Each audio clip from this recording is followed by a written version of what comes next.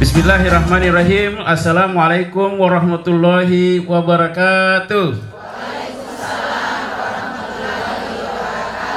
Siar Majelis Talim, Kendari bergerak, BKMT maju jaya. Alhamdulillah. Alhamdulillahirrabbilalamin. Wa bihi nasta'inu ala umuri din waddin. Asyhadu an la ilaha illallah wahdahu la syarikalah wa asyhadu anna Muhammadan abduhu wa rasuluh. Pemirsa Sultra TV, alhamdulillah kita berjumpa lagi dalam program acara Siar Ramadan. Hari ini kita membahas topik tentang puasa mendidik kita untuk hidup sederhana. Bersama yang terhormat Bapak Ustaz Rusnam SHI MHI. Assalamualaikum Pak Ustaz. Waalaikumsalam warahmatullahi wabarakatuh. Ini ulama muda kita, alhamdulillah, di Kota Kendari. Dan untuk membahas topik ini bersama-sama Ibu Pengurus BKMT Kecamatan Baruga, Uwa dan Abeli. Dari timur ke barat. Luar biasa. Kita ketemu, ada yang biru seperti bajuku dan bajunya Pak Ustaz, ada yang kuning, ada yang biru langit. Alhamdulillah. Kita berbeda-beda tapi kita tetap satu, warga Kota Kendari yang cinta damai. Kota Kendari, kota teraman di Indonesia yang kedua. Alhamdulillah kita pertahankan. Baik, pemirsa ibu-ibu, kita persilakan Pak Ustaz untuk memulai pengajian kita hari ini. Pengantar Pak sekitar 8 sampai 10 menit kan. Persilakan Pak. Bismillahirrahmanirrahim. Assalamualaikum warahmatullahi wabarakatuh. Waalaikumsalam warahmatullahi wabarakatuh. Alhamdulillah wa syukurillah, la haula wa la quwata illa billahil aliyil azim. Pertama-tama kita bersyukur kepada Allah. Kita juga berselawat kepada junjungan kita Nabi besar Muhammad sallallahu alaihi wasallam. Tema kita tentang puasa mendidik kita menjadi lebih sederhana. Jadi kalau kita berbicara tentang puasa dan posisinya sebagai sarana dalam mentarbiyah kita menjadi hidup lebih sederhana, makanya Ramadan itu biasa juga disebut dengan Syahrut Tarbiyah, ya kan? Bulan pendidikan. Kalau kita berbicara tentang puasa, di dalam Al-Quran itu Allah menggunakan dua term, dua mufradat, dua kata istilah yang digunakan untuk menyebutkan puasa. Kadang Allah menggunakan kata asyam, so, ya, alif, mim, 4 hurufnya. Kadang juga nanti Allah menggunakan kata saumun, so, waw, mim, 3 hurufnya. Baik asyam maupun saum itu kalau kita hanya buka baca terjemahan saja, maka langsung artinya itu puasa. Tidak ada tambahan lain. Nanti kemudian kita buka tafsir itu, baru kita lihat, oh ternyata berbeda ini. Ada kedalaman arti perbedaan antara asyam dan saum. Ada bedanya ternyata. Kalau kita lihat kan, di ayat surat Al-Baqarah itu kutiba alaikumussyam, ya kan, dia menggunakan kata pertama tadi asyam yang 4 huruf itu. Kalau asyam itu, maka kemudian sederhana dia, gampang dia. Yang penting kita itu sudah bisa menghindari nawaqidus syam.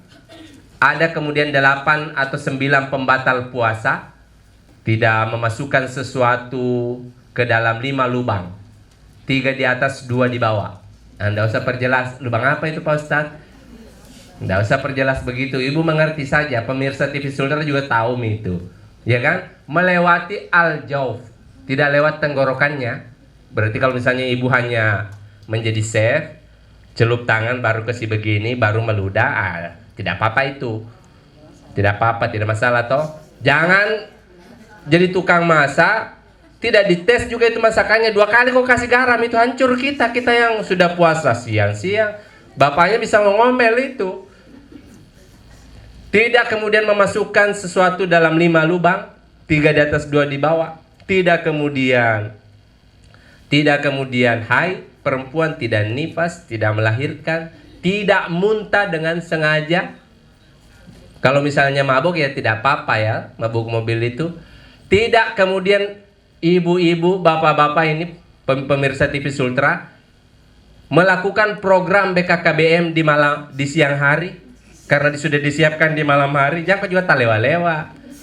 Ada mie malam, kau pakai itu jangan siang. Kau kena kafarat itu. Berat itu.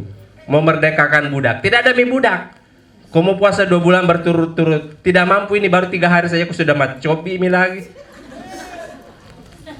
Iya kan? Berat itu. Jadi kau tahan-tahan mie. Tidak melakukan itu. Tidak kemudian muntah dengan sengaja. Tidak kemudian murtad. 8-9 itu, maka selesai mi itu permintaannya Allah. Kutiba alaikumusiyam. Selesai mi. Itu mi fikihnya sederhana begitu. Tapi tiba-tiba ada masalah begini. Tiba-tiba itu Pak Imam di masjid dia rubah niatnya. Nawaitu saumagadin. Oh, dia rubah niatnya. Tadinya Allah hanya minta kita asyam, dia maunya saumun. Oh.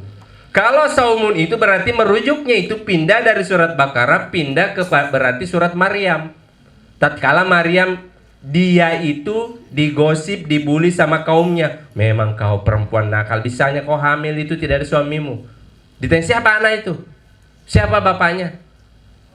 Kata kemudian Siti Maryam, ini nazartu lirahmani sauman, sesungguhnya saya ini diperintahkan untuk Tuhan puasa. Saya tidak bisa klarifikasi, saya tidak bisa jelaskan.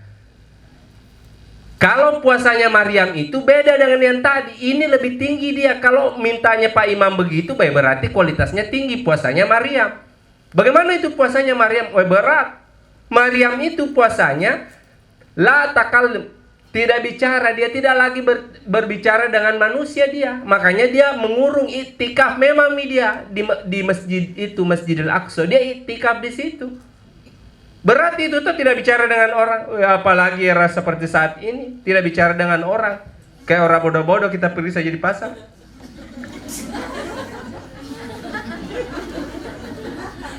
Salah ambil bahaya. Tetap bicara. Berat itu. Apalagi Maryam itu puasanya dia itu tidak berinteraksi dengan lawan jenis. Tidak berinteraksi lawan jenis yang bukan mahramnya Maryam itu. Wah, itu lebih berat kalau saya batal misalnya karena saya belum libur ini. Dosen masih disuruh mengajar biar bulan Ramadan. Tidak berinteraksi dengan lawan jenis. Baru saya ini tinggal dekat pasar. Berat itu. Kau tahu itu orang-orang kalau di pasar kadang ekstrim cara berpakaiannya. Baru kita masuk di pasar. Tak hambur me paha ini. Murah. Meriah. Dia kalah-kalah itu. Kalau Pak Ayam kan masih takut-takut kita lihat. Jangan sampai ditanya mau beli berapa. Udah duantai. Tapi kalau yang itu gratis. Dia bilang Ustadz itu di Sulawesi Selatan. Dilihat berdosa. Tidak dilihat barang bagus. Puasa. Makanya toh ingat kami anak-anak ini pemirsa TV Sultan, ingatkan tolong itu kita baku bantu-bantu ini Ramadan ini. Kalau kelakuanmu dulu begitu, kurang-kurang ini, apalagi kalau ada miana, kurang-kurang setelanmu nanti kau patah. Iya kan? Bahkan saya itu kalau saya kan rajin olahraga, biasa saya jogging itu, bukan hanya orang pasar, mahasiswaku sendiri itu. Kadang mahasiswaku itu tidak tahu betul itu. Itu kalau berpakaian kayak mau tabelam itu pakaiannya. Saya sementara jogging baru tidak ada segannya itu dia langsung lambung kita toh. Sini kau dulu, saya panggil. Sini kau dulu. Iya kenapa Pak? Ada perlu apa? Begini. Kau kira saya ini malaikat kan? Saya ini ustaz. Biar 5 anakku masih bisa birahi saya kalau kau kasih kiri kanan supaya bormu di depanku begitu. Saya kasih tahu begitu. Saya ini manusia biasa. Kau kira saya tidak bisa hilaf? Kalau saya hilaf bikin malu di Sultra TV itu penceramaannya Sultra TV. Iya kan? Bahaya itu saya bilang jangan kok begitu. Saya ini manusia biasa. Bisa hilaf, jangan kok kasih begitu saya. Jadi kalau puasanya Maryam itu berat dia. Tapi saya pikir-pikir lagi, beraninya itu niat puasa dirubah sama Pak Imam. Tapi saya keliling juga ini. Bukan hanya di Sulawesi Tenggara saya keliling ceramah. Saya sampai di Jawa, ternyata di Jawa begitu juga niatnya. Akhirnya saya pelajari kembali, memang ternyata di dalam kemudian misalnya filsafatnya Imam Ghazali itu memang puasa itu pakai itu. Akhirnya saya mengerti, oh ada ternyata maksud baiknya itu Pak Imam. Bukan sombah dia, bukan sotak-sotaknya begitu, bukan. Dia ini niatkan, kenapa dirubah itu supaya puasa kita itu juga dari tahun ke tahun ada perubahan. Jangan puasamu begitu-begitu terus. Harusnya itu kalau puasa, ada bukan hanya kau menahan lapar dan haus. Jangan sampai nanti kau seperti dibilang Nabi, kam min so'imin, ada orang puasa kata Nabi, laisa min siyami, tidak ada dia dapat kecuali ju' wal atos, lapar haus saja dia dapat. Makanya niatnya mungkin Pak Imam itu maksudnya kasih naik kualitasnya ini supaya puasamu itu seperti kupu-kupu, seperti ulat. Ulat itu makhluknya menjijikkan, tuh Bu. Tidak mau orang pegang, gatal, menjengkelkan. Tetapi setelah dia puasa, dia berubah menjadi kepompong, menjadi kupu-kupu, berubah menjadi lebih indah. Puasanya kita itu maunya begitu, jangan hanya yang berubah itu kulit luarnya saja. Berubah terus sofanya, cat rumah berubah, sofa berubah, baju baru berubah, ganti terus. Kelakuanmu tidak berubah, masih sama. Kayak ular itu puasanya. 7 kali puasa, 7 tahun puasa, 7 kali puasa itu ular, 7 kali ganti kulit. Pas keluar ular lagi. Tambah jago menipu. Ada orang begitu itu. Wih, tambah jago, habis puasa tambah jago dia tipu-tipu kita. Kalau ada maunya Bu, dia telepon kita. Di mana kok Besti? Sherlock dulu. Ada begitu toh? Atau kalau laki-laki tuh, bro, di mana bro posisi? Ada orang kalau begitu, kalau ada maunya, terutama kalau mau pinjam uang itu. Bro, di mana kok bro? Saya itu kalau dipanggil bosku, saudaraku bos, langsung merinding bulu-buluku. Karena pas dia dekat langsung dia bilang begini. Aduh, 100. Baru kalau tak 100 itu tidak dihitung. Hilang, menguap itu. Kalau 100 tak 200 hilang, menguap. Ada orang begitu, pas mau pinjam uang kalah-kalah pengemis. Pas giliran tiba waktunya bayar utang, kalah-kalah ayam hutan. Hilang-hilang terus. Kayak ada ilmu sawurondonya. Itu orang kalau banyak utangnya itu kayaknya ada ilmu sawurondonya. Itu suka menghilang. Atau dia pakai ilmu polemere, cenin rara, apalagi keperen buah. Pas kita mau datang tuh, duluan dia anui kita. Iya, tidak bisa kita marah. Kayak dia sudah kayak dia perdaya kita begitu. Tidak bisa kita marah. Dia sebut mi anakku kasihan, tiba-tiba ada saja. Akhirnya kita tidak jadi lagi menagih. Polemere ini ilmunya ini orang ini. Ada begitu. Sekarang coba perhatikan puasa. Puasa itu mendidik kita sederhana. Puasa itu mendidik kita barang kita yang halal bagi kita untuk kita tidak konsumsi toh. Istriku Ji, tapi tidak boleh saya ganggu dulu itu di siang hari. Makananku Ji itu saya yang hasilkan, tapi jangan kau makan dulu. Apa maksudnya itu? Supaya itu kalau barang sendiri saja bisa tahan, apalagi barang orang lain. Karena ada orang itu biar bukan haknya dia gosok juga. Ini berbahaya manusia kayak begini, kajili-jili kala-kala babi itu. Tidak bisa dibedakan mana ini. Tidak bisa bedakan mana baik dan mana buruk. Ada orang begitu dia. Makanya puasa ini mendidik kita sederhana. Salah satunya itu, kalau bisa coba perhatikan begini ibu-ibu. Tandai puasa tak begini. Hati-hati itu ya, kalau puasa itu pengeluaran tambah lebih banyak dibandingkan hari lain. Hati-hati. Itu berarti kualitasnya masih di bawah. Belum cocok kok ngomong, nah itu soma ada gading. Dia bilang melek satu mulutmu kamu.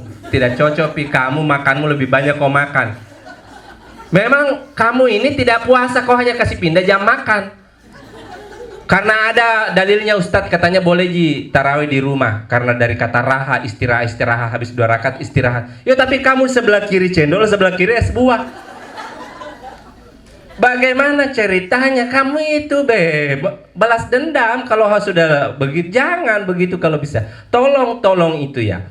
Harusnya puasa itu mendidik kita itu menjadi lebih peka. Tidak bisa peka kalau begitu itu. Tapi kalau ditanya Saka puasanya begitu, ya sami kalau begitu. Mau dia apa kalau begitu jika punya kualitas?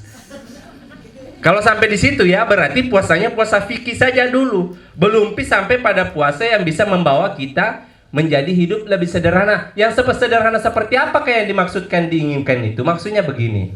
Kita itu kalau bisa ya, harus mampu membedakan mana kebutuhan, mana keinginan. Kebutuhan kita itulah yang kita penuhi. Jangan keinginanmu, kalau keinginanmu itu bahaya, itu bisa rusak dunia ini. Saya ingin kasih ini, ada kitab namanya Al-Mustashraf. Ulama yang tulis namanya Syihabuddin Al-Fat. Ini cerita tentang orang yang di alam barzakh. Syihabuddin Al-Fat itu mukasyafah, dibukakan pintu alam barzakh. Dia lihat itu di alam barzakh. Alam barzakh itu tempatnya orang setelah meninggal. Kata Imam Syihabuddin Al-Fat, Ra'aitu, saya lihat ada orang itu di alam barzakh cuma punya satu harta. Cuma parang saja hartanya, cuma bangkung, ta'au saja hartanya, diperiksa 40 hari 40 malam tidak selesai. Coba itu. Kampak saja itu hartanya, apalagi ibu-ibu ini yang koleksi jilbab. Warna-warna dikoleksi, jenis-jenis dikoleksi, merek dikoleksi. Itu diperiksa itu ibu, yang mana yang ibu kontan, yang mana yang ibu cicil. Nah, yang mana yang ibu ikutkan arisan, suka bikin pedoko, ibu arisan karena terlambat ibu bayar. Ditagih setengah mati, baru bergayanya kuat, begitu. Diperiksa itu, tapi ada kabar baiknya, alhamdulillahnya ini. Ada juga orang banyak hartanya, dimudahkan pemeriksanya di bawah. Kayak nabi, kayak kemudian malaikat, kayak kemudian para wali, dimudahkan. Dan mudah-mudahan saya doakan ibu, meskipun banyak koleksi jilbabnya, ibu dimudahkan pemeriksanya. Tapi kalau bisa, yang ibu tidak pakai itu di lemari, jangan disimpan di situ. Siapa yang ibu simpankan? Istri keduanya, calon penggantinya ibu. Jangan simpan. Kasih itu tetangga kita pergi itu di kampung-kampung, banyak orang yang masih butuh itu. Kasih itu kalau ibu tidak pakai, untuk apa ibu simpan di lemari?